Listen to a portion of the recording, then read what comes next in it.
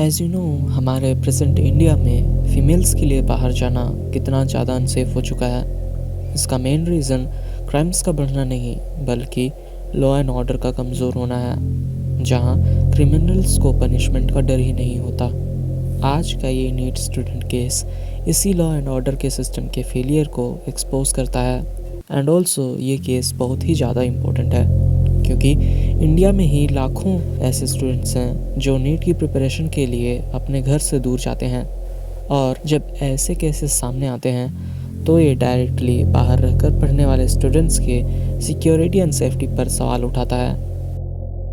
बिहार के जहानाबाद में रहने वाली लड़की 2023 में 10th पास करने के बाद नीट की तैयारी के लिए पटना आती है एंड कोचिंग ज्वाइन करती है। उसने अपने रहने के लिए कोचिंग सेंटर के पास ही एक पीजी लिया हुआ था एंड खाना खाने के लिए वहाँ टिफ़िन सर्विस भी थी, जिससे वो खाना मंगाया करती थी। क्योंकि दिसंबर में क्रिसमस के कारण कोचिंग ऑफ था तो 26 दिसंबर 2025 को लड़की अपने घर आने का डिसीजन लेती है। घर कोचिंग सेंटर से ऑलमोस्ट 1.5 या 2 घंटे की दूरी पर था एंड हर बार वो ट्रेन से घर जाया करती थी। अपने घर जहानाबाद में उसने ऑलमोस्ट 1 वीक तक रहा एंड 5 जनवरी 2026 को वो दोबारा ट्रेन से पटना जाती है। पटना में रेलवे स्टेशन पर पहुंचने के बाद उसकी मुलाकात अपनी ही पीजी में रहने वाली एक दूसरी लड़की से हो जाती है एंड वो उसी के साथ रेलवे स्टेशन से ऑटो लेकर अपने पीजी आ जाती है। पीजी वालों को पता चल गया था कि लड़की आ चुकी है, तो उन्होंने उसके डोर के पास शाम को डिनर का टिफ़िन बॉक्स रख दिया एंड डोर को नॉक कर दिया था ताकि वो बाद में आकर टिफ़िन उठा ले।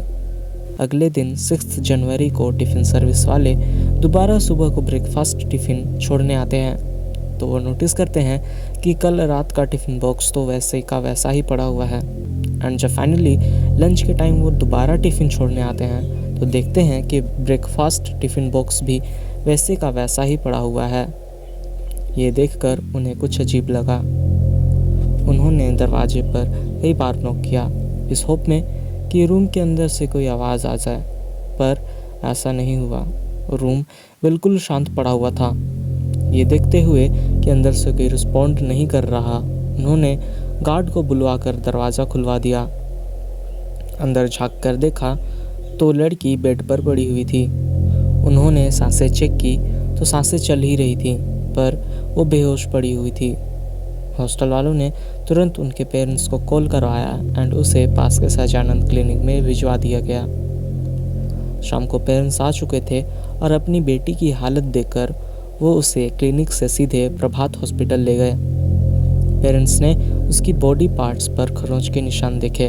उन्हें लगा कि हो सकता है कि लड़की के साथ किसी ने ज़बरदस्ती करने की कोशिश की हो, इसीलिए उन्होंने पुलिस रिपोर्ट लिखवाई एंड रेप का मामला दर्ज करवाया। पर पुलिस ने एफआईआर रजिस्टर करते समय इसको सुसाइड केस कंसीडर किया। 9 जनवरी को पेरेंट्स ने लड़की के कपड़ों को फॉरेंसिक लैब टेस्ट के लिए भेज दिया। अनफॉर्चुनेटली 11 जनवरी को लड़की की हॉस्पिटल में डेथ हो जाती है। डेथ के बाद उसे पोस्टमार्टम के लिए भेज दिया जाता है।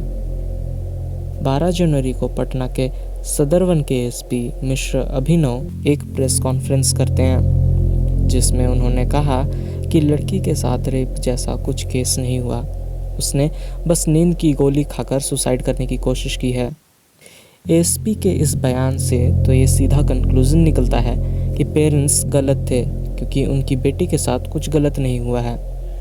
लेकिन जब 14 जनवरी को पोस्टमार्टम की रिपोर्ट आती है तो एएसपी ने जितने भी क्लेम्स किए थे वो उसे गलत साबित कर देती है। पोस्टमार्टम की रिपोर्ट में लिखा था कि प्राइवेट पार्ट्स पर जख्म के निशान मिले हुए हैं और हो सकता है कि उसके साथ सेक्सुअल असॉल्ट करने की कोशिश की गई हो, और साथ ही अलग अलग बॉडी पार्ट्स पर भी जख्म के निशान मिले हैं। मतलब इससे ये साबित होता है कि पुलिस डिपार्टमेंट ने इस केस को दूसरे डायरेक्शन में घुमाने की कोशिश की है। 25 जनवरी को फॉरेंसिक लैब टेस्ट में पाया जाता है कि विक्टिम के कपड़ों पर स्पर्म के सैंपल्स मिले हैं, जो कि क्लियरली इस ओर इशारा करते थे कि विक्टिम के साथ रेप करने की कोशिश की गई है। लड़की के पेरेंट्स ने भी ये कहा कि पुलिस ने इस केस को दबाने की कोशिश की है। फाइनली इन सभी रिपोर्ट्स एंड एलिगेशंस के प्रेशर के बाद स्पेशल इन्वेस्टिगेशन टीम बनाई जाती है एंड सीआईडी और सीबीआई जैसे बड़े इन्वेस्टिगेशन एजेंसीज भी इस केस को सुलझाने में लगे हुए हैं। अब यहाँ सवाल ये नहीं है कि सीबीआई आई या नहीं, सवाल ये है कि अगर पेरेंट्स आवाज़ ना उठाते, मीडिया का प्रेशर ना होता, तो क्या सच कभी बाहर आ पाता।